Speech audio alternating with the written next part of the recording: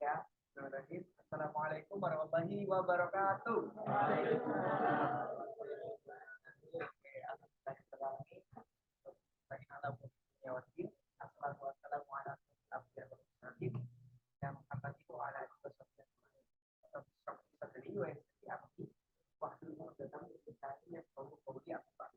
Ya, alhamdulillah ya. Hari ini, malam ini ya, lebih tepatnya, kita bisa berkumpul dalam keadaan sehat walafiat, sudah makan semua juga, pada kenyang ya. Alhamdulillah. Dan tak lupa salam kita sampaikan ya kepada kita Nabi Muhammad SAW yang telah membawa kita kepada jalan yang terang benderang, yakni agama Islam. Oke, di sini udah pada kenal ya sama yang sama ya.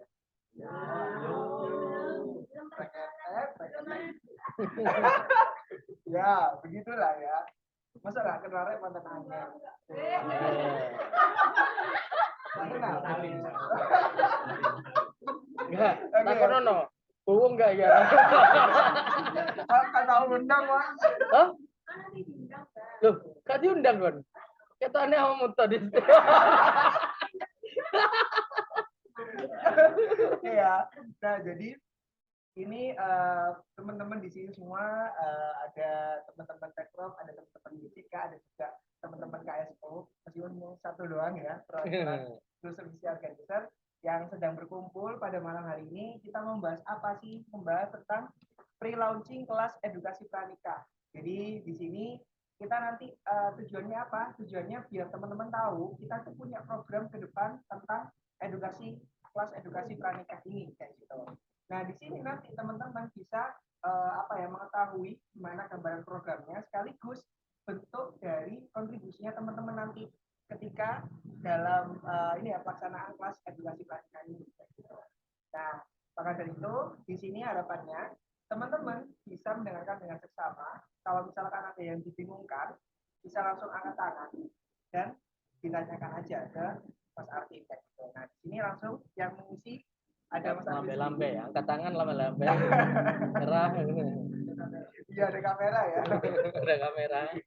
Nah, gitu. Jadi ini langsung yang mengisi adalah owner karena nanti ada hubungannya gimana sih dan kenapa sih kita mengadakan yang namanya kelas edukasi pranikah juga, itu akan dijelaskan gitu. Nah, itu aja. Nah, sebelumnya mungkin barangkali ada yang ini ya, sambil perkenalan singkat aja gitu ya. Nama panggilan sama kesibukan itu aja. Karena ada mungkin salah satu dari kalian belum saling mengenal kayak gitu. Nah, pertama mungkin dia tentang ya. Oke. Monggo mungkin perkenalannya bisa dimulai dari isu saya dulu. Monggo dari sini dulu. Ya. Salam kenal semuanya, namanya saya Lintang. Kalau kesibukan lagi cari kerja deh. Oke. Lintang. Ya, hai Lintang. Kesibukannya lagi cari kerja ya. Oke. Lanjut. Iya, kenalan semuanya.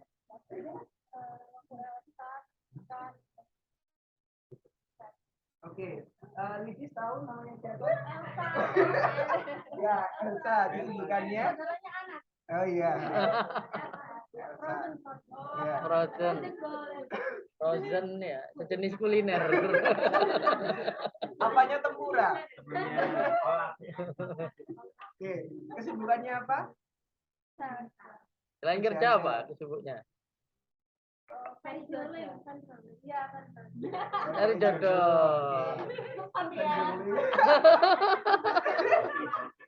Dilanjutkan yang ujung. Oke, kita lanjutkan. Kesibukannya di rumah. Oh, sambil cari jodoh ya. Sudah dapat ya katanya ya. Hah? Oh, cari imam bukan jodoh ya. Dilanjutkan. Monggo.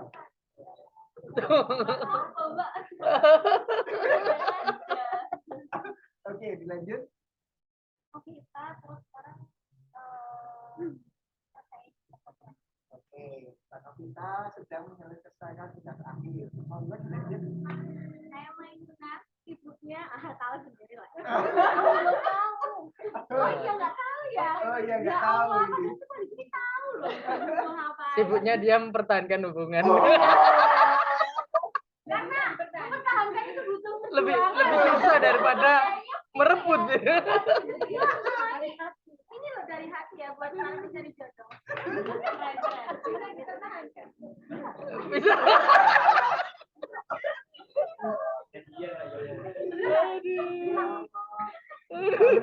Iya, iya, dilanjut ini perkenalan soalnya. Makin nih. Makanya itu makin ini. Nama saya saja. Bukan sekarang lagi TikTok. lagi Lagi apa? fokus sama. Oh, bagus bisnis. Namanya desain. Ya kan desain ya namanya. Ya kemarin kita ada ini Bisnis. Dilanjut.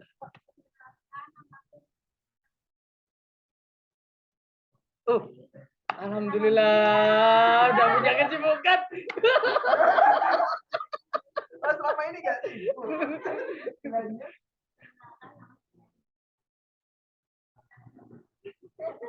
Oke, kerja.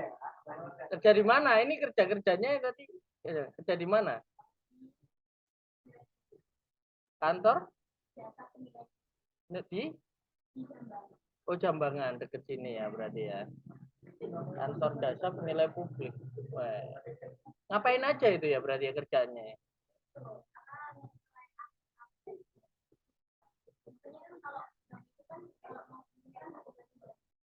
Appraisal. Oh, ya ya ya. Wih, keren nih.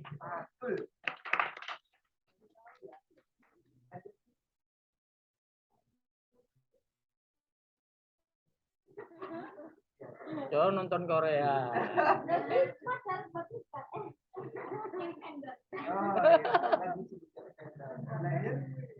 Cari duit ya.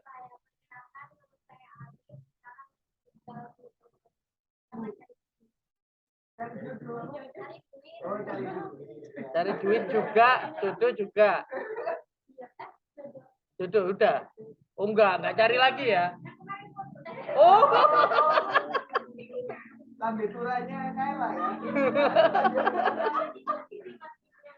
Iya.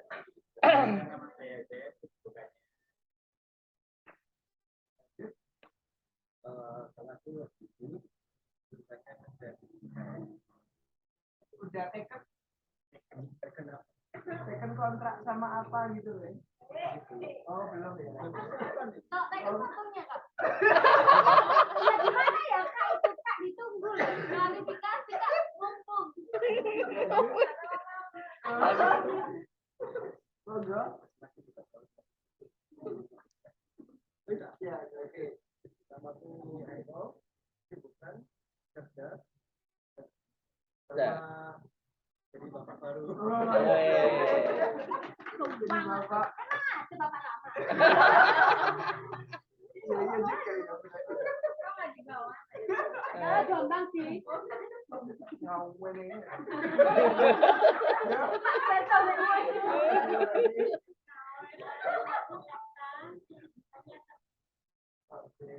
Nggak nyari jodoh. Ya juga sih. Aduh.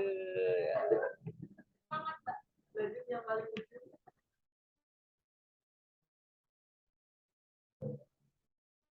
Belajar ya Dev ya sekarang ya Dev ya.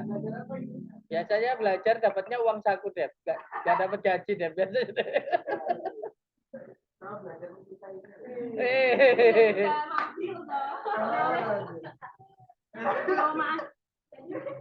Oke. Bisa diperkenalkan Mbak? Yang lain?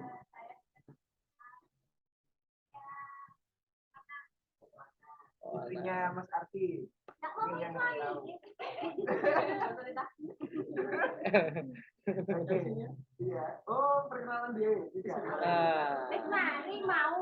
Suruh. Oh, iya. Anyar, perkenalkan sama. Kesibukannya ngomong istri. Iki direkam Ron. Iki kok tak share nang. Ya begitu ya. Itu oke, terima kasih perkenalannya. Semoga di antara kita semua saling mengenal, bisa saling akrab dan menyayangi ya satu sama lain. Kok saling sayang satu sama lain? Loh, ya menyayangi dalam ya. Iya. Panik Bukan deh. ini, coba Panik dong. lagi. Ya itu ya. Oke, terima kasih sudah memperkenalkan diri. Nah, selanjutnya ini kita langsung masuk aja ke temanya yang akan kita bahas hari ini.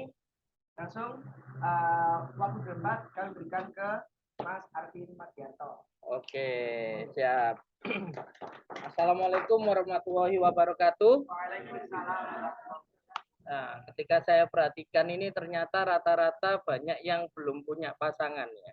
Jadi bukan hanya ini ya, bukan hanya nikah gitu ya, mau rencana nikah, tapi ini hilalnya jodohnya belum kelihatan gitu ya katanya ya.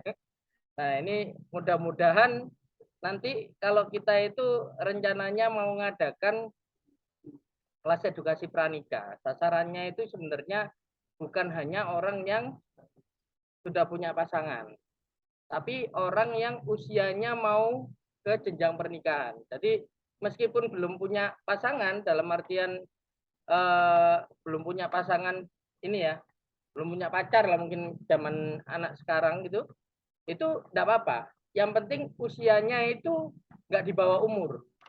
Jadi di bawah umur itu standarnya 18 tahun ke bawah. Ada yang 18 tahun ke bawah? Nggak ada kan? Yang paling muda siapa di sini? Ayo, tunjukkan siapa? Muna berarti. Muna berapa Muna? 22. Tahun ini 23. Tahun ini 22. Itu 22 ya. Tahun ini 22 dia ya. 22 Desember. Oh, berarti Alif. Alif, Muna, terus 23, terus 24 Mai. 24 ya, terus kayaknya nggak ada yang lebih tua dari saya ini. Oh iya sih. Oh. Ya. Ya, yang paling tua istri saya ya berarti. Alhamdulillah. Baik, teman-teman, tadi sudah perkenalan semua. Ini saya juga perkenalan juga. Tapi ini sebenarnya slide yang tak bikin kalau misalnya saya ngisi-ngisi di luar ya. Jadi agak panjang. Ini kok nggak bisa ya. Nah, jadi profilnya di skip aja. Intinya nama saya Arvin, gitu ya. Nanti teman-teman boleh manggil saya Mas Arvin aja karena biar akrab aja ya, karena kalau dipanggil Bapak saya bukan Bapak Anda gitu ya. Kalau dipanggil Mas masih sepantaran lah ya, kita rata-rata kan kelas yang 10 tahun lebih tua kira-kira gitu ya. Nah, jadi kita banyak berkonsentrasi di bidang bisnis dan juga edukasi sebenarnya. Nah, background saya itu S1 di sarjana sosial, kemudian banyak bidang-bidang yang saya tangani sebelumnya itu adalah di bidang sosial, mulai dari ketua yayasan, sekretaris, ya sampai jadi ketua cabang, gitu ya. Nah, lalu kita banting setir di tahun 2017 itu sudah masuk ke dunia bisnis, gitu ya. Di dunia bisnis kami dibina atau mungkin mendapatkan mentor bisnis, yakni Coach Ridwan Abadi. Lalu di sana kita masuk, akhirnya ternyata kita mulai bertumbuh di sumbu bisnisnya itu ketika bersama dengan Coach Ridwan Abadi.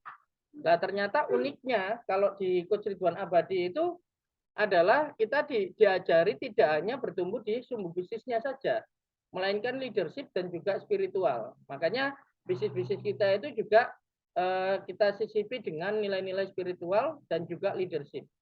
Makanya dari teman-teman yang ada di sini, kita tidak hanya nge-push teman-teman untuk gimana menghasilkan cuan, tapi juga bertumbuh kapasitasnya di bidang leadership dan juga spiritual. Nah, bahkan tiap hari Jumat kita ada hari spiritual atau kita biasanya ada sharing spiritual. Itu seperti itu. Nah, Selain menjalankan bisnis, ternyata kita juga diberikan kewajiban untuk menjadi seorang mentor.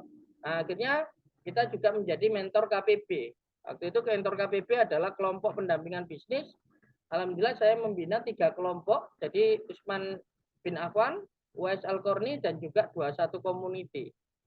Nah, kemarin di bulan Mei dikukuhkan sebagai mentor nasional SBC. Jadi ini kalau mentor nasional SBC kita siap dipanggil di seluruh Indonesia, keliling kota. Jadwal saya udah bulan September, besok sudah di Bojonegoro. Nah, jadi terus nanti tiap bulan akan ada panggilan-panggilan dari chapter SBC di seluruh Indonesia. Itu seperti itu. Kemudian kita juga ada mentor BRM, jadi Business Roadmap, itu yang juga dari programnya Mentoring for Mentor dari Sinergi Business Solution, dan juga saya ambil Certificate Public Speaking, dan kemarin tanpa sengaja sebenarnya ya, dari menti saya itu kemarin disuruh mendampingi CEO sama Business Development atau BizDev.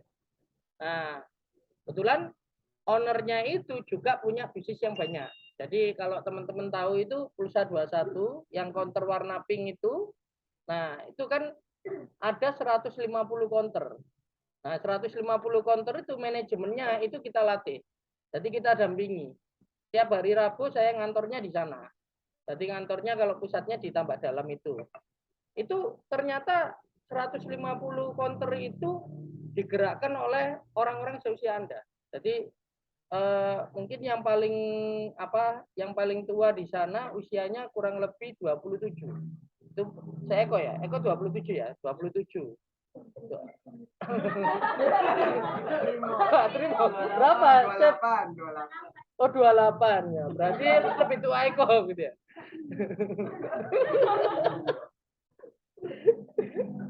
Ya, dimaafkan ya, soalnya nggak hafal ya.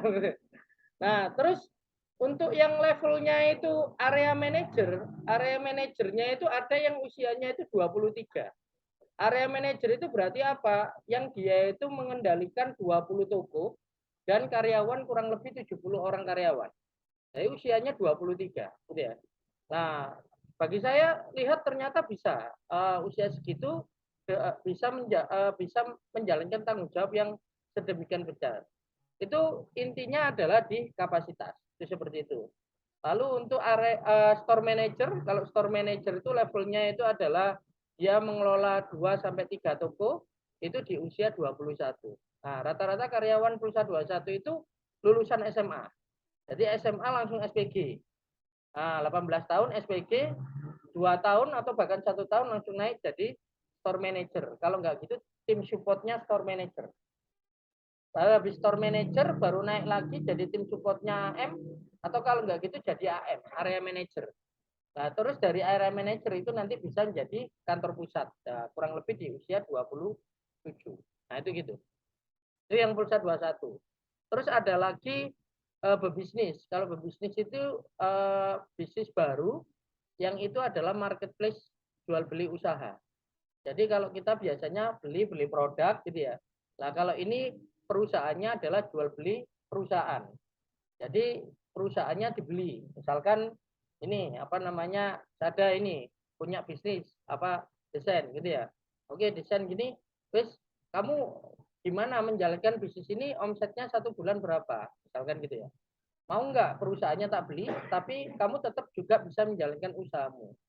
Nah, dengan kata lain kita kasih modal investasi. Kita investkan dananya ke perusahaannya Sada, nanti kepemilikannya menjadi misalkan entah 50-50, 70-30, tergantung dari nominal uang yang mau kita investasikan. Nah, itu berbisnis. Nah, itu salah satu layanannya. Nah, diantaranya yang lain adalah dia juga punya yang namanya itu e-learning. Jadi kayak LMS, Learning Management System. Jadi dia bikin sekolahan online seluruh Indonesia. Jadi kalau sekarang itu kuliah itu kan panjang, lama. Untuk paham tentang istilahnya itu akuntansi aja, ya ibaratnya itu ya. Itu ngambilnya itu misalkan jurusan apa? Ekonomi gitu ya. Terus itu belajarnya itu 4 tahun, kan kelamaan. Padahal saya pengennya itu paham akuntansi dalam konteks bisnis. Nah itu daripada saya sekolah 4 tahun, mending saya ikut workshopnya 3 hari, terus itu online, saya putar kapanpun bisa, terus habis itu ada tugasnya, latihan soal, ujiannya, kemudian saya sudah paham tentang akuntansi dan aplikatif ke bisnis saya. Nah, dan itu online, bisa saya kerjakan dimanapun. Nah, itu kan menarik, dan itu bisa diakses seluruh Indonesia. Nah, ini bisnisnya. Saya diantaranya berbisnis itu yang akan didevelop dalam waktu 1-2 tahun ini. Dan ada Roti Nuruto. Mungkin kalau tahu Roti Nuruto, nah itu yang apa? Roti Nuruto ini adalah berawal dari sederhana idenya. Roti yang ada di mall mau diturunkan ke jalanan. Jadi roti boy, roti O gitu ya. Itu kan hidupnya di mall itu. Ada roti bun, ada fritok ya, terus habis itu apa namanya? Roti gembong, ya gitu ya. Terus itu gimana menu-menu yang ada di mall itu diturunkan di jalanan. Nah, jadilah Roti Nuruto. Nah, Roti Nuruto ini sekarang ada 6 outlet. Begitu. Bahagia 5.000 itu adalah perusahaan yang melahirkan perusahaan. Jadi perusahaannya untuk membuat perusahaan sejumlah 5.000 perusahaan. Jadi sudah beda lagi, kita bukan memproduksi barang, tapi memproduksinya adalah memproduksi. Nanti bikin apa misalnya, bikin toko retail. Toko retailnya adalah tentang perabot rumah tangga. Jadi bikinkan. Nanti barang-barangnya kita kulakkan ke Cina. Jebret, dibikinkan sistemnya, SOP-nya, semuanya detail sampai kita lengkapi semua. CEO kita siapkan, marketing kita siapkan, operasional siapkan dan semuanya itu. Baru nanti jadi perusahaan. Legalnya dan juga izinnya semuanya diberesi semua. Ini fokusnya di Bahagia 5.000. Dan yang terakhir Sogi Bareng aplikasi itu adalah server. Ya. Yang nanti akan jadi seperti semacam OVO. OVO atau Gojek atau Grab gitu ya. Ya, server. Ya, silakan. Jadi nanti tidak hanya transaksinya itu adalah pulsa, tapi juga PLN dan apa air, wifi, ya terus ya semacam apa namanya token-token itu tadi ya. Nah itu profil saya terkait dengan bisnis dan edukasi. Jadi kalau dibilang saya ini siapa? Saya ini owner sekaligus edupreneur. Jadi saya itu pemilik bisnis sekaligus saya juga suka beredukasi tentang bisnis, memberikan edukasi tentang bisnis. Nah, bisnis saya kebanyakan adalah bisnis jasa dan jasanya adalah jasa pernikahan. Nah, dari sana akhirnya saya melihat ternyata dalam bisnis ketika kita diajari oleh Coach Ridwan itu tidak melulu kita harus mencarinya itu cuannya atau profitnya. Melainkan kita harus kasih value ke masyarakat terkait dengan bisnis kita itu apa. Nah, dari sini akhirnya ternyata pernikahan itu sangat erat kehidupannya itu dengan edukasi tentang pernikahan. Bisa dibilang kalau misalkan kata hadis itu kan ada orang yang menikah itu adalah orang yang menyempurnakan separuh agamanya, ya kan? Nah, atau orang menikah itu adalah ibadah yang paling lama. Nah, berarti di sana banyak sekali peluang-peluang edukasi yang itu harus kita suarakan melalui bisnis kita, yakni jasa pernikahan. Nah, itu seperti itu. Ini adalah beberapa brand yang kita miliki ya. Kaila Wedding, foto studio, Jari Manis sama Sevisi. Mungkin di bagian apa namanya IO nanti wedding organizer ada sevisinya. Terus jasa pernikahan di Kaila Wedding dan Jari Manis. Sedangkan studio fotonya ada di Kaila. Kemudian brand-brand yang kami dampingi terkait dengan bisnisnya itu ada beberapa ya. Mulai ada sego Ayubek itu sego ayam bumbu bebek. Nah, kemudian Wodenesia itu dia apa kerajinan kayu, bikin apa kaki-kakinya kayu ini. Kaki-kakinya meja, kaki-kakinya kursi. Bikin kakinya aja. Gitu ya. Terus Gendut Bomboloni itu donat yang tidak ada bolongnya, gitu ya. Yang diisi itu, terus ada toko bangunan Bina Karya, ada frozen food Secinta Itu, kemudian Jalmi Mua, Caca, Boys itu dimsum dan mie, kemudian ada laundry, Delisa Laundry, ada pentol Gresik Cuan itu yang di mana itu Pasar Betro, ya. Ada Cayu Skincare, ya ini belum launching. Ada Bahagia Berguna Baber itu produk perabot. Ada karung plastik dan cablon dan karung beras itu Naufal Jaya Madani. Kemudian sama Caca. Caca itu apa kemarin Caca itu? Kosmetik. Ya, kosmetik. Toko kosmetik. Nah, itu ya. Nah, kita nanti banyak berbicara tentang pre-launching kelas edukasi pranika. Kenapa ini kita sebut pre? Karena memang belum launching. Jadi sebelum launching. Kenapa kita harus menyampaikan ke tim internal kita sendiri? Biar apa? Tim internal kita itu biar tahu apa yang menjadi alasan kita membuka kelas edukasi pranika. Yang mana nanti kelas edukasi pranika ini nanti menjadi bagian dari Siaga Academy. Nah, apalagi Mas ada 4, terus nanti tambahin lagi. Biar apa? Biar biar audien atau target market itu enggak bingung. Nah, karena nanti kalau misalkan semua adalah Kaela ini sebenarnya apa sih identitasnya, gitu ya. Makanya kita membuat identitas-identitas baru. Kalau untuk edukasinya, ya kita harus punya akademi. Nanti kalau misalkan ini masanya banyak, ya maka ini kita nanti buatkan istilahnya itu komunitasnya. Ya otomatis kita daftarkan secara legal di notaris dan sebagainya. Ini kita bikin pre-launching dulu. Nah, teman-teman harus paham apa alasan kuat kita mengadakan edukasi pranika. Ya, tadi ya. Nah, pertama saya akan mengawali sebelum masuk ke dalam alasan yang kuat, saya akan mengawali sebuah analogi. Analoginya kurang lebihnya adalah sakit panu sama sakit jantung. Kira-kira menurut teman-teman, itu lebih bahaya yang mana? Sakit panu atau sakit jantung? Hah? Jantungnya. Ada yang bilang panu? Ya, yang paling bahaya panu ya. Dibully sa Indonesia ya. Ah. Akhirnya penyakitan deh ya. Akhirnya jantungan deh. Gara-gara panu akhirnya jantungan gini ya. Ya gak ngono juga itu. Nah, jadi sepakat ya. Kalau bicara penyakit yang paling bahaya antara panu sama jantung, lebih bahaya jantung, ya kan? Nah, cuman kalau kita itu berbicara sakit gitu ya.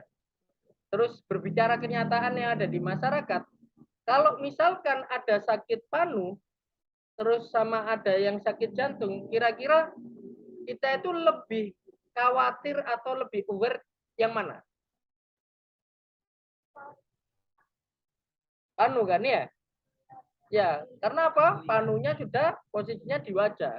Ketok kan. Wes bingung, iki opo iki rek ngono. Akhirnya diobati ini terus dijaga kebersihan wajahnya dan sebagainya, kan gitu. Berbeda dengan sakit jantung. Ya, sakit jantung ini kan sebabnya kan macam-macam, bisa karena makan, jarang olahraga, kemudian kurang istirahat, macam-macam kan gitu. Jantung kita itu misalkan gampangannya adalah kita lari sudah tidak kuat, terus habis itu sering pingsan gitu ya. Itu kita hanya diperiksakan, habis itu jantungnya lemah. Habis itu kembali lagi kan dengan kebiasaan yang lama. Kebiasaan makanan, kebiasaan istirahat dan kebiasaan mungkin olahraganya. Biasanya sama, jadi nggak aware gitu ya. Nah, itu adalah gambaran kondisi masyarakat kita yang sekarang. Ketika kita itu ada hal-hal yang sifatnya permukaan, itu mungkin dikomentari. Tapi kalau yang sifatnya itu penyakit yang lebih bahaya, itu justru mungkin tidak aware, tidak perhatian, gitu ya. Nah, salah satunya adalah terkait dengan pernikahan, gitu ya. Sekarang coba fair-fairan. Rata-rata ini yang ada yang baru nikah juga. Saya juga nikah 7 berapa tahun? 8 tahun. Nah, 8 tahun. Ya. Kira-kira ketika kita itu menikah atau mau nikah atau yang sudah nikah, berapa banyak pengetahuan yang kita dapatkan untuk merencanakan dan mempersiapkan pernikahan kita? Berapa buku yang kita baca, berapa workshop yang kita ikuti, dan berapa mungkin kajian yang kita ikuti, misalkan gitu, tentang pernikahan. Atau langsung, oh, ono sing datang masuk kayak wis tak booking aja ini. Nah, daripada diserobot tarik iyo kan ini, misalnya gitu. Nah, pokok cocok ini, wis daripada gono sing gelem, ya wis sampai iki ae, misalnya gitu. Nah, kira-kira kalau dibandingkan dengan seperti itu, masyarakat kita seperti apa? Dibandingkan dengan misalnya tentang bisnis, bisnis itu mungkin atau tentang pekerjaan. Kalau pekerjaan sebelum kita melamar kerja, yang kita lakukan apa? Mencari perusahaan mana yang buka lowongan, benar ya? Terus setelah itu kita katakanlah dipanggil ini, kira-kira yang kita kumpulkan apa? Oh, perusahaan ini tentang apa sih? Iya kan? Pekerjaannya tentang apa sih? Iya. Terus habis itu track record pekerjaannya gimana? Gajinya berapa? Kita cari kan? Nah, coba itu kita analogikan ketika kita memilih pasangan. Berapa banyak informasi yang kita kumpulkan, berapa banyak pengetahuan yang kita harus gali, kita dapatkan, berapa banyak workshop yang harus kita ikuti untuk kita itu siap menikah. Nah, pertanyaannya sederhana, banyak atau sedikit atau tidak sama sekali. Nah, gitu. Banyak. Ikut workshop apa? Oh, belum. Harusnya banyak tapi kamu belum sama sekali kan gitu ya. Oke, yang lain. Pernah ikut workshop tentang pernikahan? Apapun lah, misalnya. Ada pondok pesantren ngadakan gini atau KUA ngadakan penyuluhan pernikahan. Tak ikuti. Nah, ada di sini? Contohnya misalnya, kamu ikut ini yang udah anget-anget ya. Wah. Kira-kira ikut apa gitu ya? Sebelum memutuskan menikah, kamu ikut pelatihan apa tentang menikah? Misalnya gitu. Kalau pelatihan sih enggak. Ya, oke. Okay. Tapi setidaknya kayak ikut ini sih. Itu pun kayak jadi syarat gitu. Di puskesmas itu ada edukasi terkait apa sih? Kesehatan reproduksi. Ya, reproduksi. Oke, berarti itu kewajiban. Ya, jadi dari puskesmas wajib yang mau nikah harus ikut itu, gitu ya. Oke, terus apalagi itu di KUA ada apa Rapa itu di tapi kan edukasi juga toh. Ya, edukasinya bahas apa? Edukasi terkait dokumen-dokumen. Bukan. Sudut pandang keluarga dalam agama seperti apa, kewajiban dan haknya. Oh, ada gitu. Ada. WMS. Ada. Terus dari situ kalau workshop yang lain enggak, mungkin kayak nyari-nyari informasi dari Instagram gitu. Nah, kayak gitu. Oke, jadi gurunya Instagram ya. Oke, jadi belum banyak. Nah, ini rapaknya gimana kok? Kamu kok? Banyak dokumen tak ya? Jadi dokumen ini yang harus dilengkapi. Simulasi ijab kabul, ya kan? Bahasa Arab, bahasa Indonesia gitu ya. Oke, berarti nggak dijelaskan tentang kayak Rama tadi, hak dan kewajiban suami istri. Pas khutbah nikah, pas resepsinya. Bisa, tapi ini sama tidak, kawannya sudah keluar. Depannya buat ceramah. Oke. Terus selain itu kok apa yang dicari? Ilmu apa yang didapatkan sebelum nikah? Puskesmas, oke.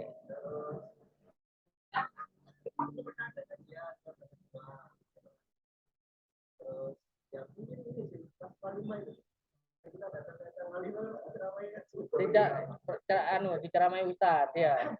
Tapi walimah itu biasanya kan senang sing wedok ya. Sing lanang enggak melu kan? Dua tempat. Ada yang dua tempat. Oh, ada yang dua tempat. Oke. Aku enggak ada no soalnya. Agak Mas. Sing adane cuma wedok to soalé ngono lho. Itu temanya ulang-ulang. Iya, temanya misi kuwe kan udah ya, kan udah ya. Nah, berarti kan menunjukkan kalau ibarat gini, ini itu penting nggak sih nikah itu dalam kehidupan kita? Penting kan ya. Tapi kita nggak aware. Ya. Nah, maka ini ibarat sakit paru sama jantung. Yang paling bahaya itu kalau kita itu tidak punya pengetahuan tentang menikah, tapi kita menjalani pernikahan seumur hidup kita, gitu ya. Sepanjang hidup kita, gitu. Tapi kita nggak aware, gitu ya. Padahal kalau ini bermasalah, masalahnya kayak jantung, kan gitu ya. Nah itu gitu. Nah kita lihat fenomenanya. Fenomenanya adalah, oke, banyak fenomena yang saya nanti capture ya. Nah, yang pertama adalah anak muda Indonesia tidak ingin cepat menikah. Jadi, mulai tahun 2011 sampai dengan 2021, itu persentase anak muda itu melonjak yang tidak mau nikah, gitu ya. Jadi anak muda itu usia berapa? 16 sampai dengan 30 tahun. Ya, dengan alasan ya macam-macam. Kalau alasannya tidak dijelaskan di sini ya, dari infografisnya ya. Mulai yang 52% sampai melonjak ke angka 61,1%. Jadi tidak nikah, itu dia. Yang 40%-nya dia menikah, itu dia. Sampai dengan 2021, berarti tahun kemarin aja infografisnya. Sumbernya bisa dilihat, gitu ya. Kemudian banyak mindset tentang menikah di Indonesia itu adalah ini responden, gitu ya. Ada pria, kebanyakan profil respondennya itu adalah wanita, gitu ya. Mereka mengatakan berapa lama waktu yang diperlukan untuk mempersiapkan nikah.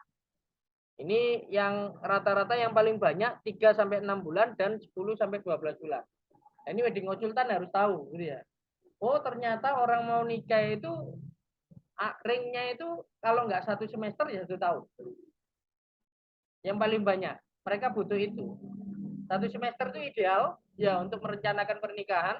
Kalau 3 bulan itu pasti mepet. Kalau yang 1 tahun itu juga ideal. Nah, jadi bilang gitu ya. Terus pembuat keputusan utama dalam merencanakan pernikahan. Yang pertama adalah ada mempelai wanita 12,8%. Ya, jadi keputusannya di mempelai wanita. Kemudian yang tertinggi kedua adalah orang tua mempelai wanita. Kemudian yang ketiga adalah mempelai pria 5,1%. Kemudian berikutnya adalah orang tua mempelai pria dan lain-lain di 2,3. Kemudian ini adalah biaya pernikahan dalam juta rupiah. Ada yang 35 sampai 40, ini termasuk catering dan sebagainya. Ya, ada yang sampai di angka 400 sampai 750 juta. Ada yang bilang gitu. Ini survei Indonesia ya. Jadi orang Cina sampai orang yang rumahan itu di rata-rata. Yang nggak kaget kan ada orang yang graduate itu kan kalau nikahan aja souvenirnya iPhone, logam mulia kan gitu kan, nggak kaget. Makanya ada angka 400 sampai 750 juta di rata-rata. Itu seperti itu. Siapa yang menanggung biaya pernikahan? Rata-rata kedua mempelai, orang tua mempelai pria, orang tua mempelai wanita. Nah itu rata-rata. Kebanyakan kedua mempelai. Berarti era sekarang itu manten yang banyak menanggung biaya pernikahan. Ya, calon mantennya. Seperti itu. Nah, kalau tadi tidak menikah, kalau sekarang itu pernikahan anak atau saya istilahkan pernikahan dini. Bukan nikah muda ya. Nikah muda sama nikah dini beda. Kalau pernikahan anak itu identik pernikahan dini. Jadi belum cukup umur. Nah, yang mengejutkan adalah ternyata angkanya cukup tinggi. 1 dari 9 orang itu adalah pernikahan anak itu terjadi. Artinya perempuan yang di bawah 18 tahun. Nah, fakta ini itu memiliki dampak. Dampaknya apa? Ya, berkorelasi dengan kemiskinan. Kalau pernikahan anak itu terjadi melonjak terus, maka kemiskinan semakin meningkat dan berpotensi 3 kali lebih tinggi daripada pedesaan. Nah, kebanyakan ini mungkin bukan di kota-kota, tapi kebanyakan di pedesaan dan kebanyakan juga di luar pulau. Sebabnya bisa jadi aturan hukum longgar karena di undang-undang kita tidak ada batasan usia menikah selama ada izin orang tua. Jadi kalau misalnya belum punya KTP, terus ada yang mau nikah selama orang tua mengizinkan, saya dinikahkan. Ini biasanya masyarakat yang masih desa, kalau nggak gitu masih tradisional atau dia jemut, gitu ya. Terus di undang-undang perkawinan itu juga 16 tahun usia minimal mempelai perempuan dan 19 tahun usia minimal mempelai laki-laki. Ada yang nikahnya itu 13 tahun tapi nanti jatuhnya bukan nikah negara siri jatuhnya nanti. Itu ada itu yang biasanya di pedesaan itu banyak gitu ya. Dampaknya apa? Ya partisipasi pendidikan perempuan cenderung rendah. Kebanyakan mereka tidak lulus SMA. Ya malu lah ibaratnya mungkin ya. SMA, nikah, gitu ya. Ini dijemput suamimu kan, enak. Ya gitu. Kayak nongkrong kan ibaratnya apa jenenge dia dijemput sama suaminya gitu. Merugikan ekonomi setidaknya 1,7% dari PDB, lebih rentan mengalami kekerasan rumah tangga, berarti apa? Berarti kan kesehatan mentalnya kan terganggu. Jadi dia belum siap untuk menjalankan rumah tangga, tapi dia sudah dikasih tanggung jawab seperti itu. Akhirnya karena mentalnya belum siap, kalau misalnya ada masalah, disikapinya bukan dicari solusi, tapi disikapinya dengan kekerasan. Maklum masih puber, ya kan, masih puber. Kehamilan berpotensi menyebabkan kematian di usia 15 sampai 19 tahun. Kemudian bayi yang lahir itu 1,5 kali lebih rentan meninggal selama 28 hari pertama. Ya apa ya? Mari ngelahirno owe anak kure tapi di inkubator. Habis itu inkubator ini nggak kuat, ini keluar dari inkubator nggak sampai 30 hari meninggal. Rasanya apa? Nah, ini dia. Karena apa? Nggak kuat. Bayinya lebih rentan mengalami kekurangan gizi. Itu fenomena yang kedua. Nah, pernikahan dini ternyata melonjak selama pandemi. Nah, jadi kalau misalkan nikah di bawah 18 tahun itu kan pengajuan dulu. Nah, pengajuan itu melonjak dari 23.700 melonjak menjadi 34.000. Dan 97%-nya itu dikabulkan. Nah, alasannya adalah alasan ekonomi. Jadi bayangkan pas pandemi itu kan mungkin orang tua ya banyak yang istilahnya itu mepet secara ekonomi, banyak PHK di mana-mana.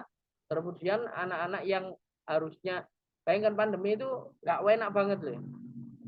Ini sekolah nggak sekolah, work from online sekolahnya, tapi bayarnya tetap loh, iya kan?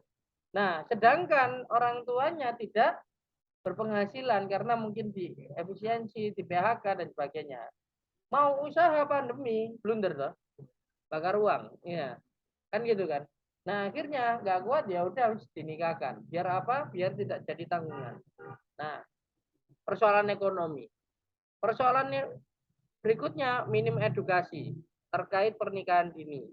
Bahayanya nikah dini, kemudian masalah tadi anak yang lahir, terus kemudian kesehatan mental suami istri, nanti rentan pada KDRT dan sebagainya. Nah, atau alasan yang lainnya norma agama, sosial dan budaya setempat sama menghindari kehamilan di luar nikah. Berarti ini adalah istilahnya itu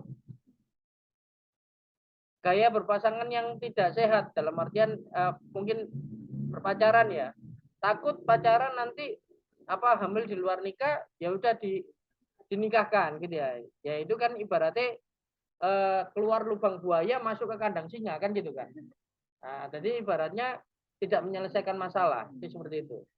Sama penutupan sekolah, minim aktivitas gitu ya. Kalau ada kesibukan sekolah kan enak. Jadi fokusnya masih sekolah, habis itu mungkin karir dan sebagainya. Nah, kalau ini tidak ada kegiatan gitu ya. Ya mungkin enggak punya istilahnya itu cita-cita yang dikejar, akhirnya ya udah nikah aja kan itu ya.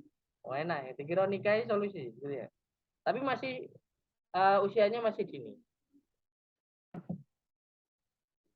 Lalu fenomena yang ketiga adalah oke, ini ada yang orang nikah, tapi dia punya pilihan untuk tidak punya anak. Nah, nama istilahnya apa?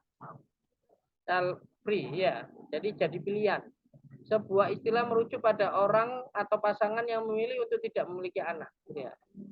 Kayak apa sih kayak apa anak itu soro kan biaya anak, satu orang anak itu harus menyiapkan biaya persalinan, terus membesarkan, mendidik, ya terus sekolahnya, terus makannya, semuanya, kesehatannya dan sebagainya, sampai dengan kuliah mentas, gitu ya. Itu kalau dihitung miliaran, nah kan gitu ya. Terus daripada gitu nggak usah punya anak. Nah ini banyak dan itu lagi tren. Dimulai dari yang namanya Cina, ya Cina itu juga banyak sekali tradisi-tradisi yang seperti itu. Korea juga, ya. Nah, dan juga nanti belum lagi kalau misalnya kita bertarung dengan pemahaman LGBT, gitu ya. Misalnya LGBT itu kan pasti gak punya anak sih. Nah, jadi LGBT itu kan nggak mungkin punya anak, gitu ya. Lah, ini normal, tapi nggak pengen punya anak. Ini intinya kan nggak ada regenerasi, gitu ya. Ini alasannya. Biaya-biaya yang dibutuhkan untuk membesarkan anak ternyata sangat tinggi. Maka lebih baik tidak punya anak. Nah, itu lumayan seperti itu ya. Nanti ada ternyata di Al-Qur'an semuanya ada.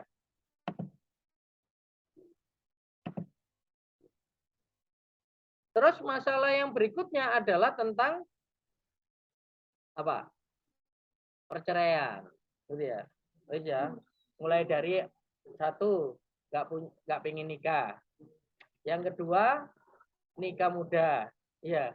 Yang ketiga dia nikah tapi nggak pengen punya anak, ya. Yang keempat dia nikah tapi cerai. Nikahnya ujungnya adalah perceraian.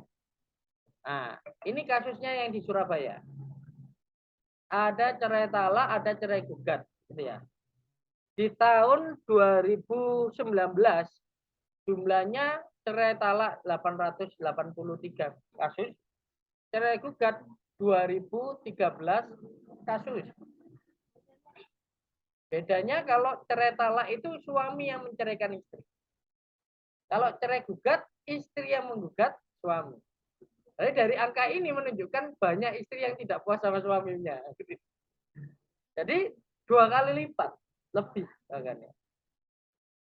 Jadi banyak istri yang istilahnya itu menggugat suaminya, gitu ya. Nah, ini di Surabaya.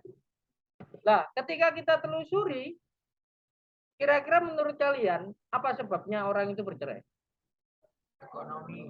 Ekonomi, oke. KDRT, oke. Orang ketiga selingkuh ya.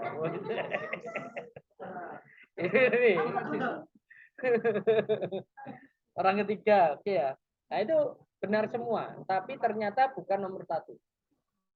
Jadi ekonomi, terus habis itu apalagi orang ketiga, terus apa tuh? KDRT, ya itu memang sebabnya, tapi bukan yang pertama. Ternyata yang pertama sederhana. Paling banyak karena perselisihan. Eker, beda karakter. Yes, saling memahami, saling mengenal dan sebagainya. 5.198 kasus perceraian di Surabaya selama 2021. Paling banyak karena perselisihan, miskomunikasi, nggak cocok karakter, si jenis penuntut, si jenis slow, gitu ya. Ya. Nah, jadi hal-hal yang basic sebenarnya. Kalau kita beda karakter wajar apa enggak? Pasangan beda karakter wajar apa enggak? Ya. Namanya aja pasangan. Ada kanan, ada kiri. Kalau kembaran dikasih kanan-kanan. Mau nggak sandalnya kanan-kanan? Lah kan? Nah, ternyata itu nggak disadari oleh kebanyakan orang yang akan menikah ataupun yang sudah menikah. Mereka hanya menyadari kepingin pasanganku kudu kayak gini. Nah, sedangkan yang satunya juga sama, kepingin pasanganku harus seperti saya, gitu ya. Padahal justru itulah yang menyebabkan perselisihan dan kalau itu tidak dikelola berujung pada perceraian. Memang perceraian itu adalah sesuatu yang diperbolehkan tapi dibenci, ya. Ya tak? Jelas kan ya? Boleh nggak cerai? Boleh. Tapi itu sesuatu yang dibenci. Kalau bisa jalan terakhir. Gitu. Nah ini.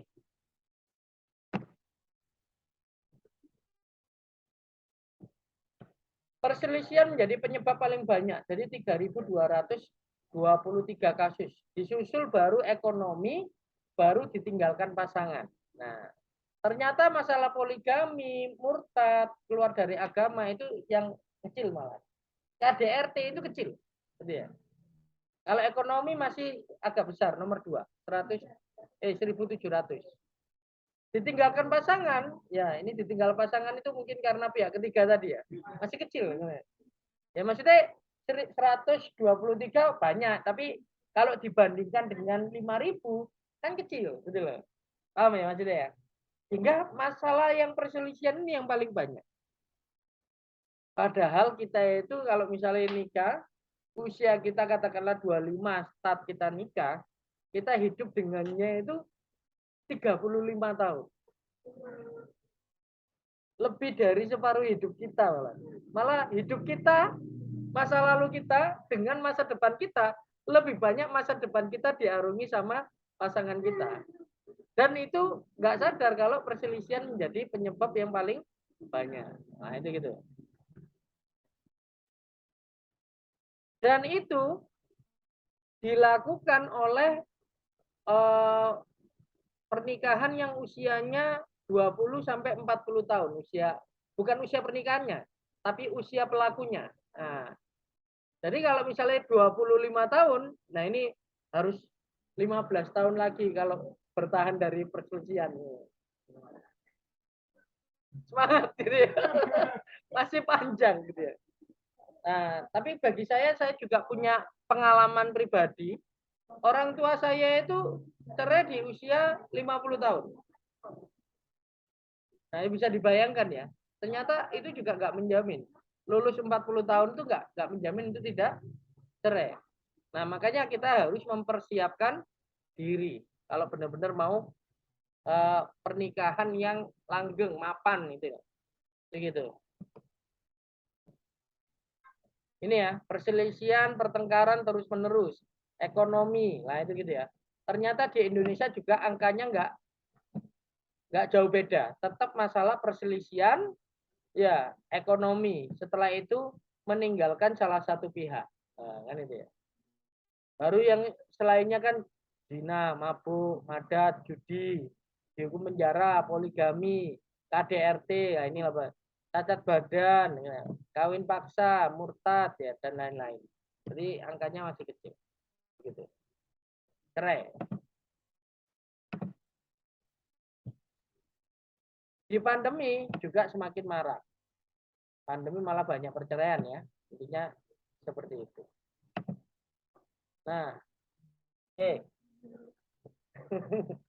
dari fenomena-fenomena yang kita capture itu tadi, akhirnya kan, wih, ini saya khawatirnya kalau diungkap masalah yang seperti ini, malah teman-teman semakin nggak kepingin nikah gitu. Malah takut nikah. Enggak ya? Tetap gitu ya, harus ya. Harus nikah tapi harus dengan ilmu, ya kan? Harus dengan mempersiapkan diri. Makanya ini ruwet ini. Nah, kalau golongan sini harus tetap nikah. Mungkin yang masih muda-muda, wangku mas, misalnya gitu. Nah, maka ini yang menjadi trigger buat kita semua, baik yang sudah menikah atau yang belum menikah, itu harus membekali diri dengan ilmu. Sekarang saya tanya, teman-teman kalau misalkan jujur ya, misalnya di luaran sana, ilmu tentang pranikah itu banyak atau sedikit?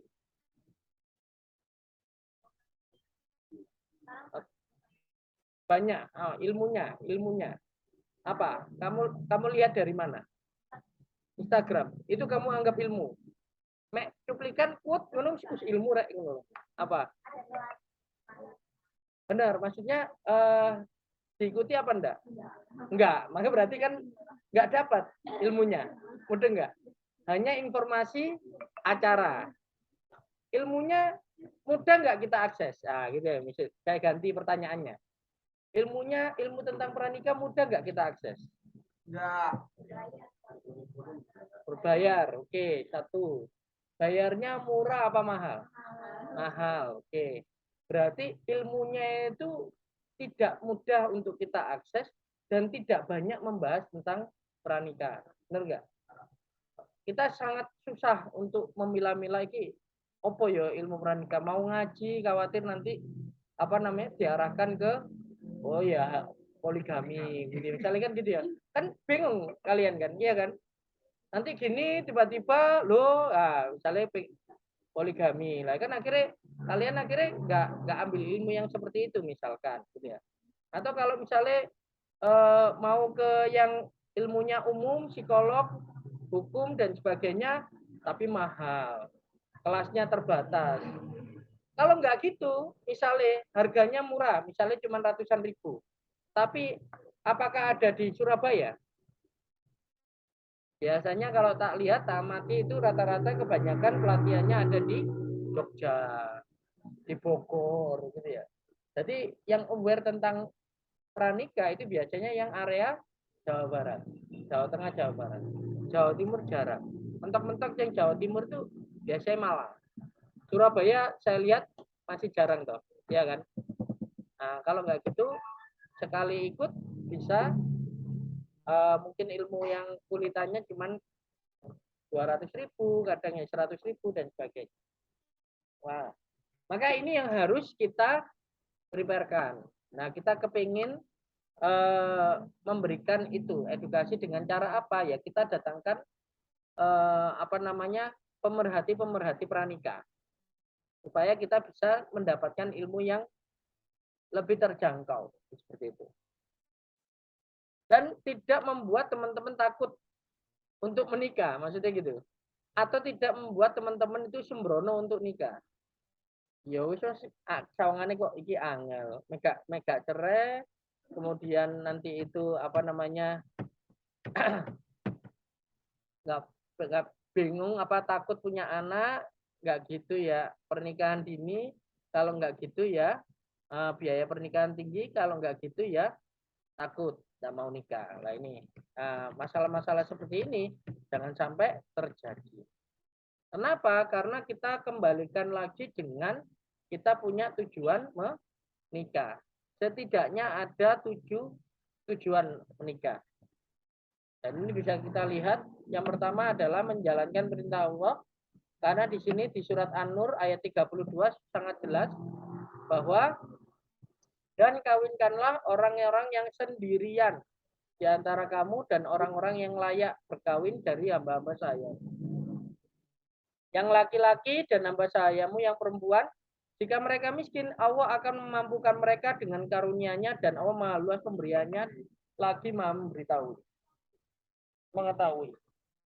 Nah, di sini itu sekaligus menjawab yang tadi. Orang-orang yang punya pilihan tidak memiliki anak. Dengan alasan kalau punya anak biaya ekonominya tinggi. Nah, di sini dijanji Allah adalah bahkan apa kalau orang yang sudah siap nikah gitu ya, yang sendiri tadi dikawinkan, laki-laki dan perempuan. Bahkan jika mereka miskin, Allah akan memampukan mereka. Artinya apa? Di sini ada sunatullah yang bisa dijalani. Ternyata kalau orang menikah itu pasti akan terbukanya pintu rezeki. Karena rezeki tidak hanya berbicara tentang masalah materi. Itu seperti itu. Yang kedua adalah menyempurnakan separuh agama. Di sini sangat jelas hadisnya, jika seorang menikah maka ia telah menyempurnakan separuh agamanya. Karenanya bertakwalah pada Allah pada separuhnya yang lain. Yang ketiga adalah menjalankan sunnah Rasulullah.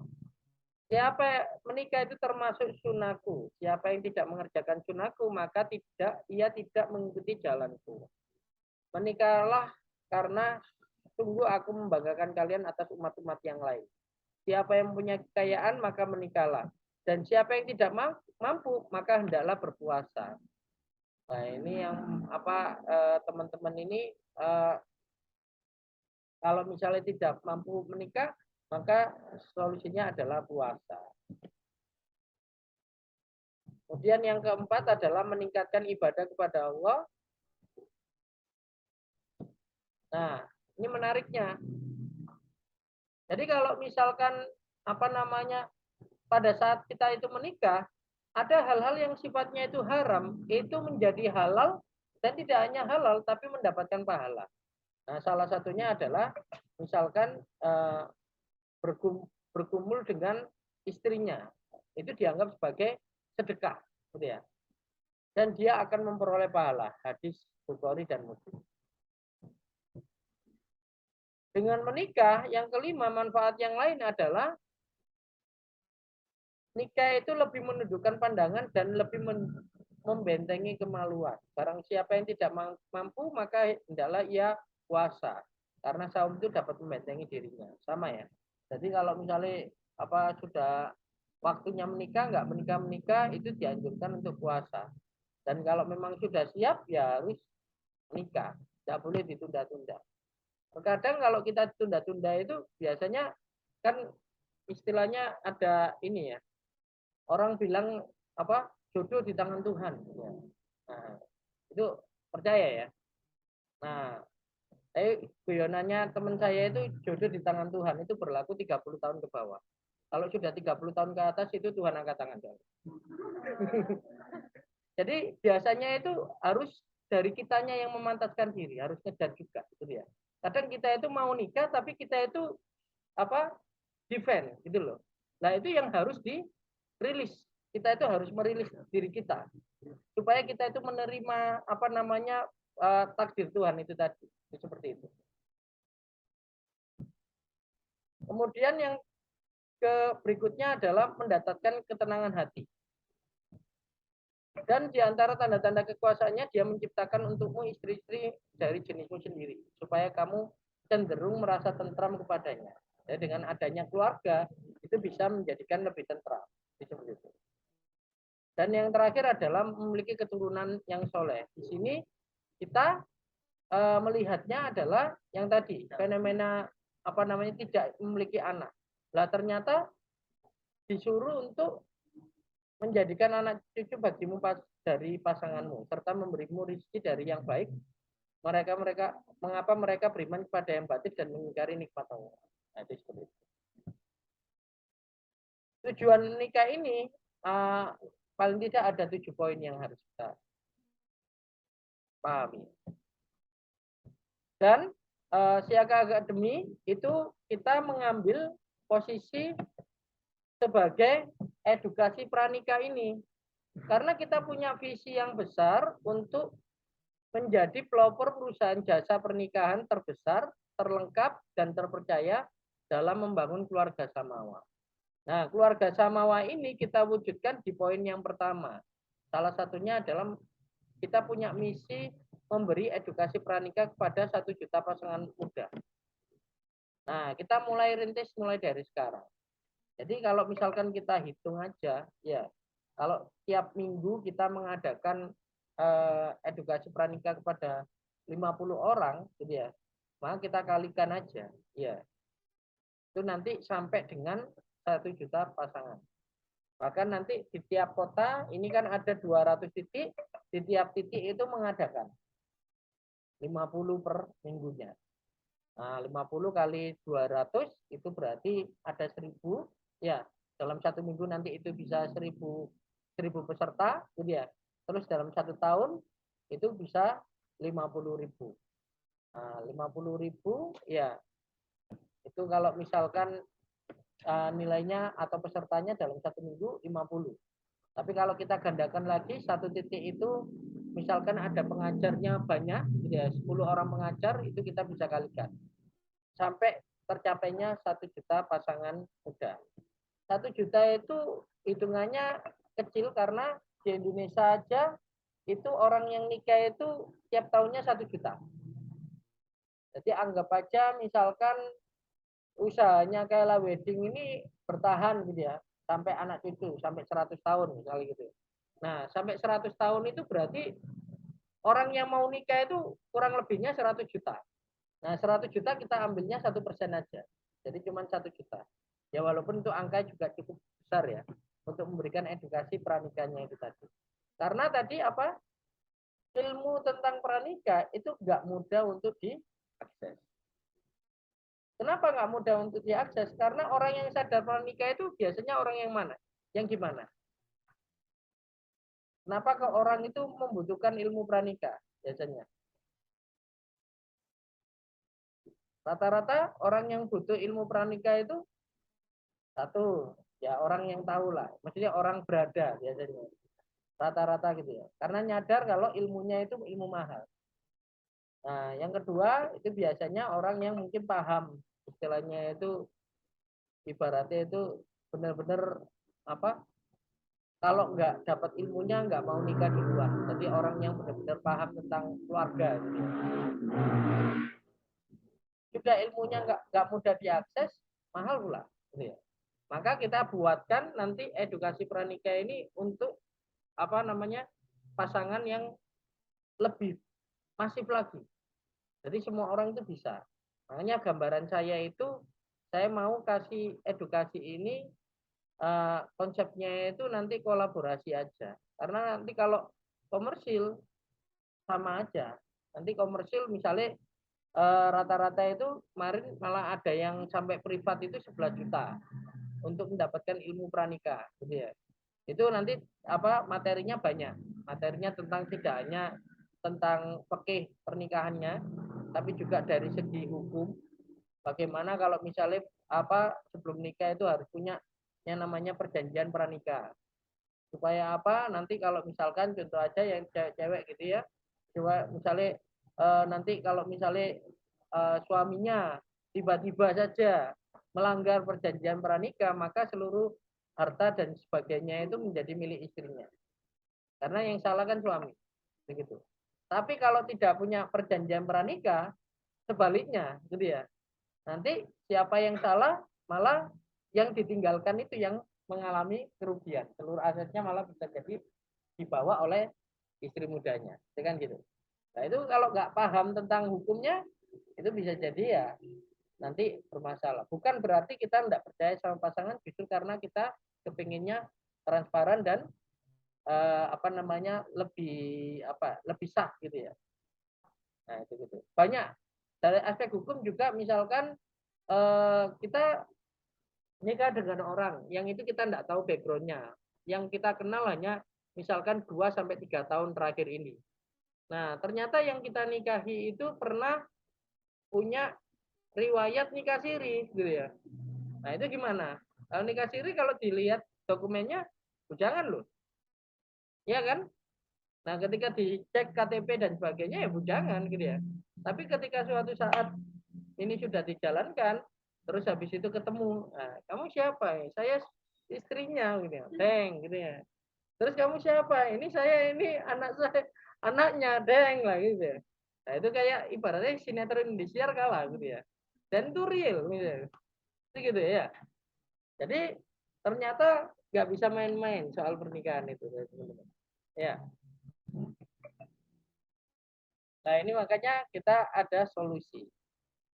Siaga Akademi itu singkatan dari siap berkeluarga. Jadi ukuran berkeluarga itu bukan ukuran ekonomi, bukan ukuran usia, melainkan ukuran kesiapan. Nah, kesiapan di sinilah itu tidak merujuk pada usia tertentu.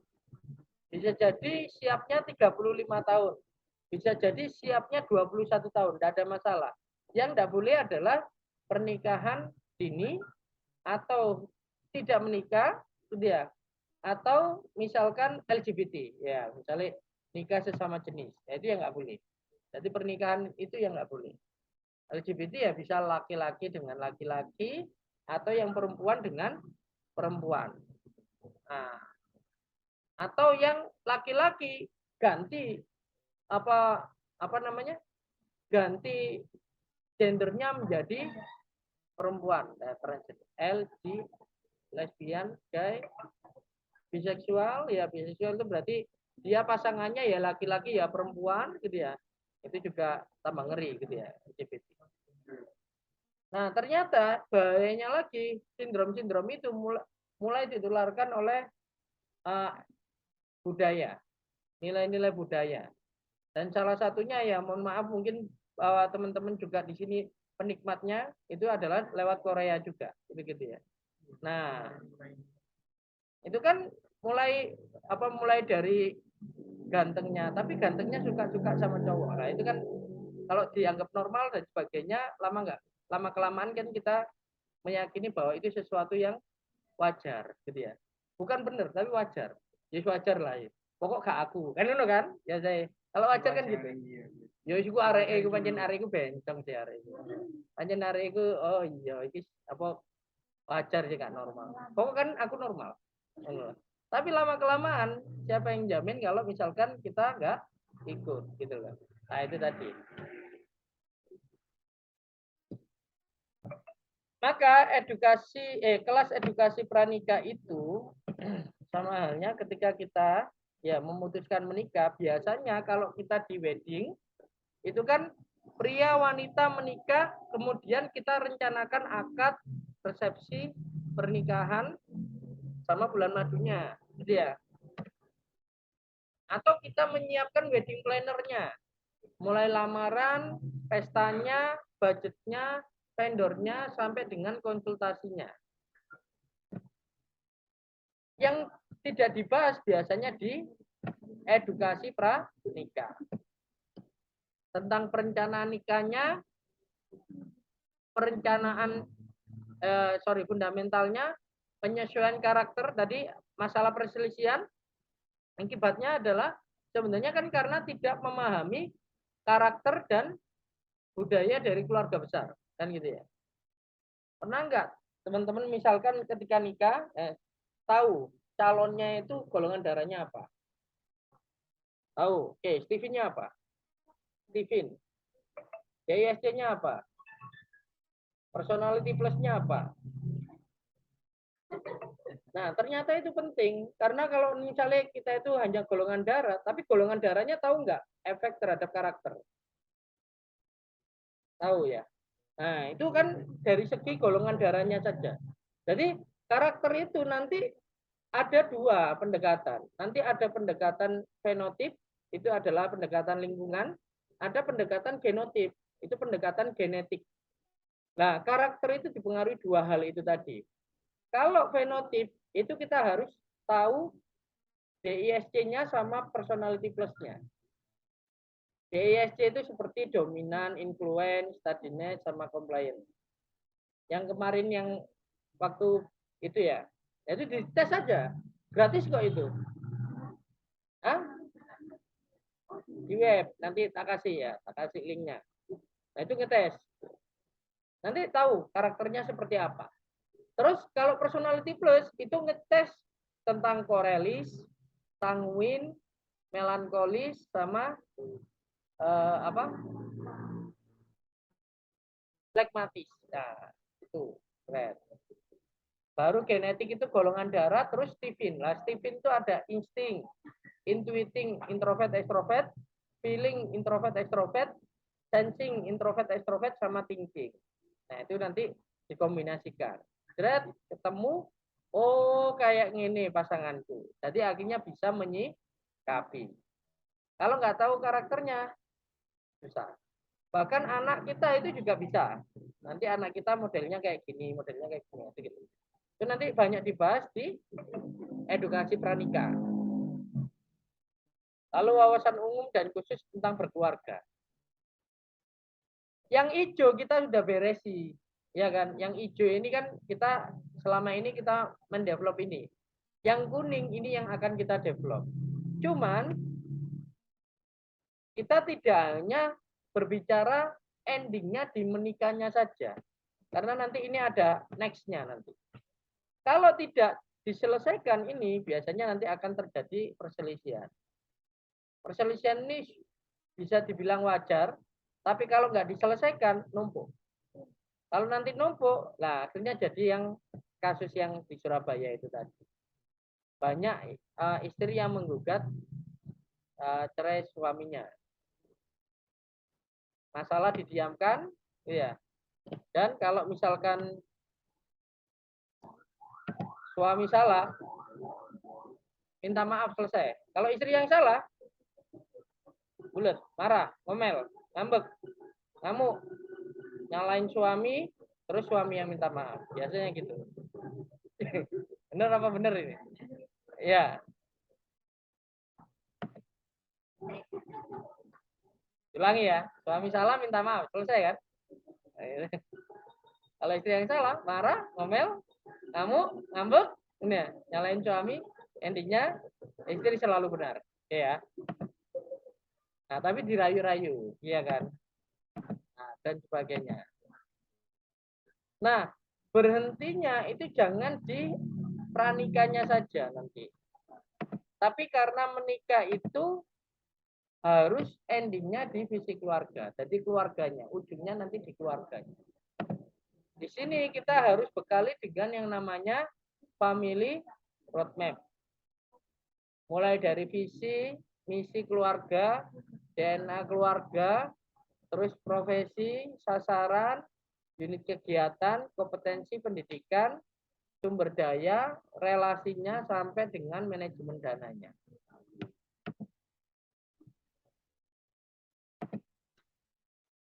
Nah, ini family roadmap ya. Jadi kita buat mulai dari startnya di sini, kita bangun sumber dayanya, sumber pemasukannya, sumber pengeluarannya, manajemen relasinya, ya, sumber dayanya, kompetensi dan pendidikannya, unit kegiatannya, sasaran perjuangannya, profesi. Jadi kita merencanakan profesi tidak hanya suami dan istri, tapi juga anak. Itu profesinya juga harus direncanakan.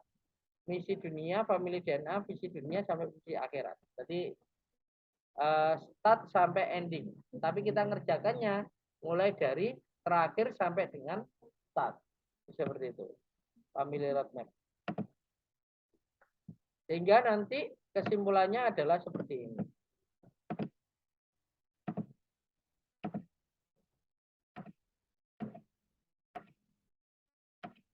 Yang harus kita kerjakan sedemikian banyak. Jadi bukan hanya yang hijaunya saja, kecenderungan mungkin klien-klien kita itu rata-rata hanya di hijaunya saja. Pokoknya saya endingnya adalah dapat jodoh, wis selesai. Nah, jadi yang difokusi, yang dipersiapkan kebanyakan adalah nanti menikah itu akad resepsinya seperti apa, sehingga planningnya seperti apa. Jarang berbicara tentang planning atau persiapan pernikahannya. Nah, ini yang harus dikuasai. Tapi yang kuning ini tidak berhenti di pernikahannya, tapi harus juga punya pengetahuan tentang keluarga, roadmap familinya juga. Jadi bahkan nanti berkelanjutan. Nanti ketika anak bayi itu gimana ilmunya, nanti anak balita itu gimana ilmunya, nanti anak pada saat sekolah itu gimana ilmunya, sampai dengan tanggung jawab kita terhadap anak itu sampai kapan sih? Nah, ya sampai menikah selesai. Jadi kalau misalkan kalau anak perempuan sampai menikah tanggung jawabnya berpindah ke suami. Jadi misalkan teman-teman kalau misalnya sudah nikah, orang tua itu sudah memasrahkan dan imamnya bukan orang tua lagi. Imamnya sudah jadi suaminya. Begitu. Kecuali kalau misalkan ini pisah dengan suami, kembalinya ke orang tua. Nah, sedangkan kalau anak laki-laki itu selesai ketika apa? Ya selesai ketika dia sebenarnya dia sudah balik, itu selesai, dia diharuskan dia itu kerja. Istilahnya itu menghidupi dirinya sendiri. Sampai dia itu nanti nikah, Begitu dia nikah, maka dia bukan hanya bertanggung jawab terhadap diri sendiri, tapi dia juga harus bertanggung jawab terhadap istri dan anak-anaknya, keluarganya sendiri. Begitu.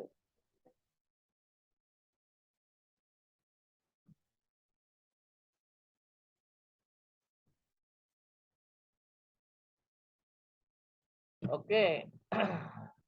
Terus, nah ini kalau misalkan dari tabel ada beberapa pendapat ya dari ahli terkait dengan tabel usia pernikahan dari sudut pandang ekonomi dan masa depan. Tabelnya ideal. Ideal itu 25 sampai 28. Tapi ini sekali lagi sudut pandangnya hanya ekonomi sama masa depan atau proyeksi ya. Proyeksi nanti ke depan. Gambarannya kalau misalkan kita nikah itu kalau terlalu lama menunda nikah, nanti kalau usia anak pertama sampai dengan kuliah itu usianya seberapa. Nah ini ternyata ideal itu ada yang bilang 25 sampai 28 gitu ya. Karena apa? Anggaplah nggak langsung punya anak, tapi 2 tahun lagi langsung punya anak gitu ya. Maka anak pertamanya itu 27. Nah, anak masuk SD 34 gitu ya. Masuk SMP usia 40, masuk SMA 43, kuliah 46, lulus kuliah 50, menikah usia 51. Masih bisa lihat anak pertama nikah gitu ya. Bahkan punya cucu. Seperti itu. Misalkan saya nikahnya 26 gitu ya. Saya agak telat punya anaknya, jadi 3 tahun, 29 baru punya anak. Nah, nanti pas SD saya usianya 36, itu yang Rasifa ya. Nanti Rasifa itu berarti kalau seandainya nikahnya sama, itu nanti di usia 53. Jadi lihat Rasifa nikah, lah ibaratnya gitu. Usianya masih 53. Nah, di usia yang waspada itu adalah di usia 33. Masih bisa nggak anak pertama di usia 35? Masih bisa. Selama kita menjaga kesehatan, terus kesuburan, itu 35 anak pertama masih bisa. Gitu ya. Bahkan ada yang sampai 40 tahun, itu masih bisa. Yang penting apa? Konsisten menjaganya. Tapi nanti di anak ketika menikah usianya 59. Jadi kalau 59 ini kan sudah injury time gitu ya. 60 tahun ya, kalau jatah waktu kita itu 60 tahun ya, istilahnya kurang setahun lagi, berarti gitu. Pada. Nah ini tabel ini bisa dijadikan asumsi perencanaan nikahnya teman-teman yang mau belum nikah. Jadi misalkan Alif 21, ya 21, 4 tahun lagi Lip, paling tidak ya. Tapi kalau siap 23 ya nggak apa-apa, gitu ya. Belum, kan enggak tahu. Siapa tahu belum sudah siap. Siapa tahu ya. Nah, itu gitu ya. Maka nanti di pre-launching materi pranikah ini kita nanti akan berbagai sudut pandang. Materinya itu ada nanti yang tinjauan agama, ya, oke-nya. Nanti tinjauan ekonominya, ada tinjauan hukum seperti perjanjian pranikah, kemudian nanti sebelum gono gini itu sebelumnya harusnya secara hukum itu ada, biar apa nggak bingung gitu. Terus habis itu kesehatannya, biasanya itu kan yang jadi masalah itu baru-baru ini kalau nggak terbuka masalah kesehatan, terus habis itu ketika sudah menikah, jebret ternyata punya penyakit ini, dan itu yang menjadi pertengkaran. Katakanlah nggak sampai cerai, itu susah. Itu karena nggak ada yang nggak terima, merasa apa? Merasa dibohongi, gitu loh. Nah, padahal sebenarnya itu sesuatu yang bisa dibicarakan di awal. Lebih baik kita terbuka di awal daripada nanti ketika kita tutup-tutupi pada saat jadi meledak di akhir, gitu kan? Karena kita yakin aja setiap dari kita itu pasti punya kelebihan dan pasti punya kekurangan. Tidak ada kok manusia yang sempurna itu. Nah, lebih baik ceritakan, terbuka, gitu ya. Dan kita bilang bahwa ya pasangan ikhlas menerima kekurangan kita dan kelebihan kita pun sebaliknya. Itu yang harus disampaikan di awal. Nah, secara psikologi juga nanti akan diterangkan sudut pandang psikologinya seperti apa. Nah, sehingga saya untuk sebelum launching beneran nih, saya minta waktunya untuk kita lakukan survei. Nah, dicatat, survei ini boleh di-share ke teman-temannya ini. Teman-teman yang ini, apa namanya, teman-teman yang mau nikah. Nah, jadi yang nggak ikut forum ini di-share aja. Mungkin ke kuliah, teman kuliah, atau mungkin kenalan, dan sebagainya. Di-share aja. Pertanyaannya hanya seputar apa namanya, masukan. Kira-kira kalau mau nikah butuh ilmu tentang apa aja, itu aja. Cuman ada nama, terus nomor telepon, terus usia pun enggak anu kok, enggak bukan ring lah. Bukan usianya berapa gitu enggak. Silakan ya, diisi dan boleh di-share ke teman-temannya. Sudah menikah, Nggak apa-apa, sudah menikah sama enggak kan ada pilihannya. Ya. Coba di-share ke ini grup juga ya. Nah, ini.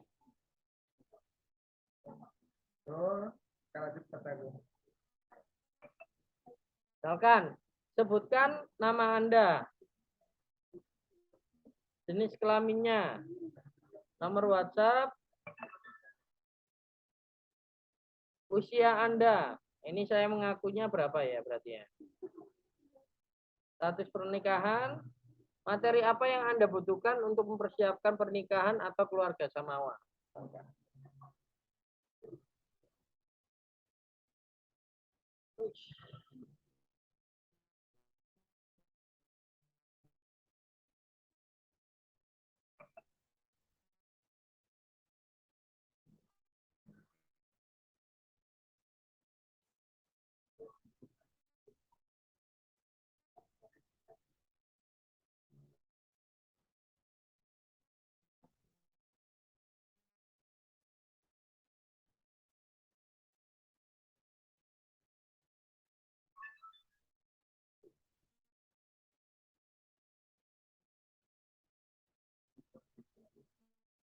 Oke.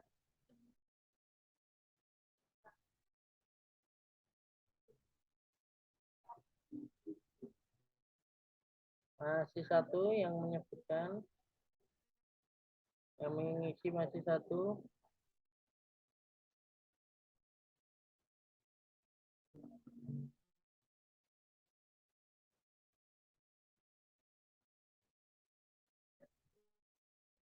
Jangan diisi ya teman-teman ya. 5 menit aja, cukup ya Mas ya. Banyak kan Mas. Kalau cepet nggak apa-apa. Kalau bisa bantu share ke grup-grupnya teman-teman ya. Oke, sampai 20-40 ya. Masih 5 orang yang ngisi. Kalian sama di-share ke Ada Alif, Mermaid. Zen, Novi, Eko. Itu aja yang masih belum, yang sudah ngisi. Ajeng, ya Ajeng ya.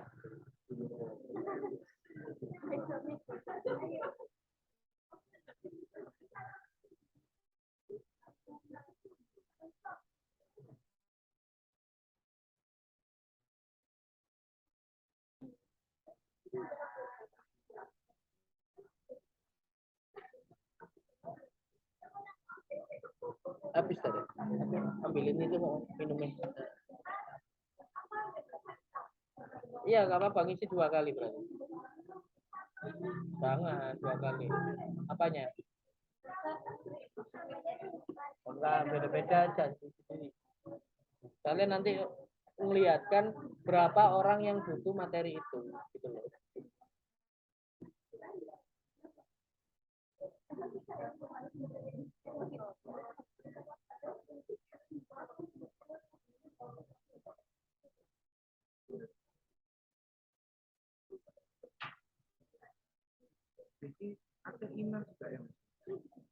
Udah. Oh, udah masuk. Udah masuk. Ramadan Ali udah masuk, Maulidis, Najwa, Elsa udah masuk semua.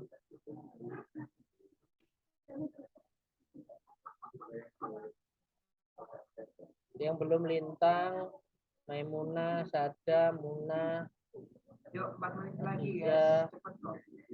Habibi belum ya?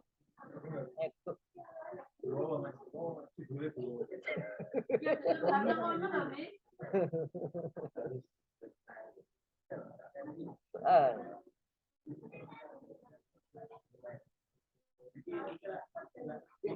Masih 11 responden.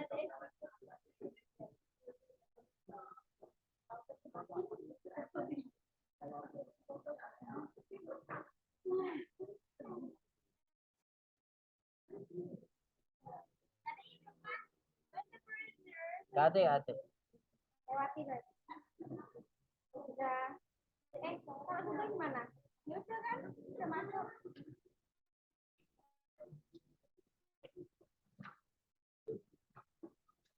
Habibi sudah, Mai sudah, Septa sudah, Sada sudah, Muna sudah. Devi belum ya? Bintang sama ya.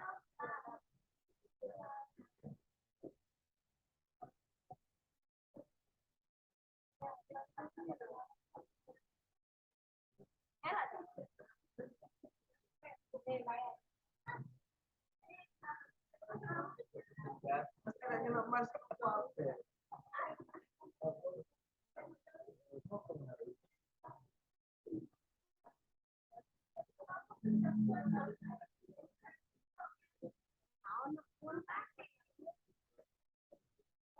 Aziza, Lintang, Devi belum ya?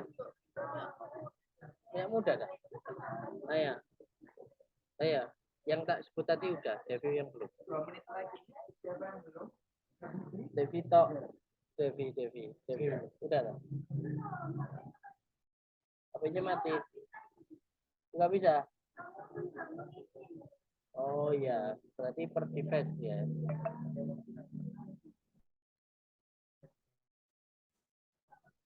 Oke ya. Terus yang saya mau tanyakan ke teman-teman, kalau misalkan kita ngadakannya itu via Zoom, sementara ya kita via Zoom dulu. Topiknya adalah yang teman-teman ini, isi ini, pengendalian keras kepala dan emosional. Ya. Tenang aja, nggak tak sebutkan namanya, tenang aja. Tenang aja. Ya. Oke, aturan-aturan dalam keluarga setelah terjadinya pernikahan. Jadi, loh, sudah. Oh ya, cara menyiapkan finansial dan mental, bersosialisasi dengan keluarga pasangan, memilih tempat tinggal, mempertahankan hubungan baik sing mempertahankan hubungan ini biasanya sing masalahnya nanggone.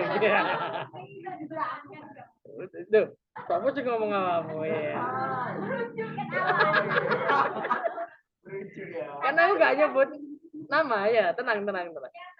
Finansial, memahami karakter, sudut pandang keluarga. Oke. Terus apalagi? Menemukan pasangan yang tepat. Cara berkompromi dengan pasangan dan keluarganya. Merencanakan visi misi keluarga. Keren. Materi tentang hukum Islam atau fikih dalam berkeluarga. Pandangan ilmu psikologi dalam berkeluarga. Materi psikologi tentang berkeluarga. Mengatur waktu antara berprofesi dan berkeluarga. Emosional pasangan. Ini kayaknya pasangannya emosional. Iya. Mengetahui kewajiban dan hak suami dan istri. Ilmu memahami pasangan. Dan banyak hal. Tentang hal kecocokan terhadap pasangan dan kewajiban seorang suami istri. Tentang fikih. Tentang mengenal karakter. Cara menyelesaikan konflik yang rasional dalam rumah tangga. Cara menerima satu sama lain. Komunikasi yang baik untuk mencegah permasalahan, pengaturan finansial, dan lain-lain. Financial planning. Kontrak pranikah. Perencanaan ekonomi dan anak. Parenting. mendidik anak sesuai dengan perkembangan usianya, parenting. Nah, oke. Nah, ini kan masih surveinya masih sedikit. Nah, harapannya teman-teman tadi kan ada linknya, itu coba dibantu untuk share ke teman-teman yang lain. Bilang aja, Rek, ini ada temanku mau skripsi gitu aja ya. Ada survei tentang edukasi pranikah. Bantu isi ya, kan nggak berat. Pertanyaannya tadi berat enggak? Enggak kan? Cuman hanya sekedar masukkan data dirinya, biar apa? Biar nggak double. Ya, biar nggak double. Terus kira-kira materi yang dibutuhkan dalam pranikah maupun berkeluarga itu apa? Nah, kalau ini katakanlah nanti ada 100 responden, nah itu nanti kita gampang nanti nyusun kurikulumnya. Nah, itu poinnya di sana. Jadi seperti ini ya, contoh ya.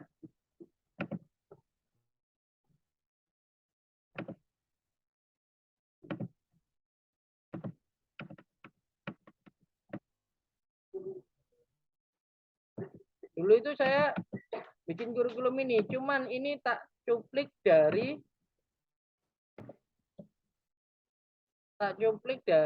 ini apa namanya, saya ikut workshop.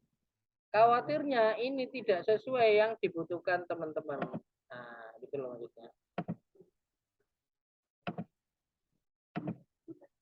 Nah, ini kan banyak materinya tentang roadmap menuju pernikahan berkah, menikah tidak cukup dengan kata cinta, orientasi menikah, motivasi menikah, analogi pernikahan, pernikahan itu mengambil tanggung jawab, menentukan kapan dan batas waktu menikah, ya, faktor laki-laki dan perempuan dalam memutuskan siap menikah, 3 tahapan cinta, gitu ya. Ini tak ambil dari saya mengikuti workshop. Godaan menjelang pernikahan, menghadapi godaan menjelang pernikahan. Jadi ada mitos kan, orang yang mau nikah menjelang resepsi mantan-mantan berdatangan, mau balikan. Nah, kan itu ya. Itu kan lumayan. Itu godaan menjelang pernikahan. Nanti yang bakal kesulitan itu yang banyak mantannya. Kalau nggak banyak mantannya sudah nggak usah khawatir. Apalagi yang nggak punya mantan, nggak usah. Sisi yang lain, Mas. Apa ya? Setuju. Orang baru. Ngerti banget. Lebih mapan ya. Kamu sudah di depan mata mau nikah, ini ada orang baru mapan gitu. Ganteng, kaya, ya. Pokoknya Korea lah ya. Wah, tapi seneng lanang bisa, waduh, ngeri ya. Menguatkan visi dan motivasi pernikahan, ilustrasi kekuatan pernikahan, fungsi kekuatan visi pernikahan, menyesuaikan diri memasuki kehidupan berkeluarga. Contoh nyata menyesuaikan diri memasuki kehidupan berkeluarga. Fase-fase rumah tangga 1-5, romantic love, distress, knowledge, transformation. 4 rekomendasi melewati fase rumah tangga. Etika komunikasi dengan pasangan, manajemen komunikasi, realitas perselingkuhan. Nah, ini yang tadi yang menyampaikan ada orang ketiga, lah ini ada materinya juga. Perselingkuhan tidak mengenal satu jenis kelamin. Jadi perselingkuhan itu tidak selalu laki-laki, tapi kadang juga perempuan, kan gitu ya. Alasan suami atau istri selingkuh, tips agar suami atau istri tidak selingkuh. Ini kan banyak. Nah, nanti harapannya kalau surveinya itu nanti sampai 100 ke atas, itu nanti kita bikin yang memang sesuai. Nah, kita nanti mungkin tiap minggu kita bisa ngadakan, tapi nanti via Zoom. Kalau seandainya via Zoom, waktu yang tepat itu kapan? Jam berapa gitu? Maghrib, harinya hari apa?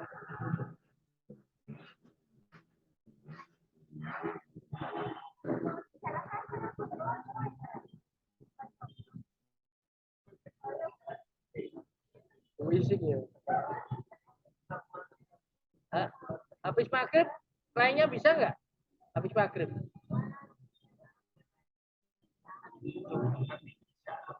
Ya habis sisa maksudnya. Habis sisa. Jam 7 setengah 8 gitu biasanya. Ya. Terus harinya hari apa? Harinya weekdays. Kalau weekend nanti khawatir nabrak ini wedding. Kencan. Oh kencan ya. Iya kan? Iya, iya, iya. Deket kan? Nggak sama si aman-aman. Oh iya iya. Ah, ini tak terus deh. Nanti kalau misalnya malah sering kelewat, kepengennya nonton bioskop terus ono Zoom, wah ini terlambat ya mu. Nah, hari apa Rek kalau misalnya? Luar juga nggak apa-apa. Kamu ajak seluruh anak kuliah semuanya nggak apa-apa. Boleh, tidak apa-apa.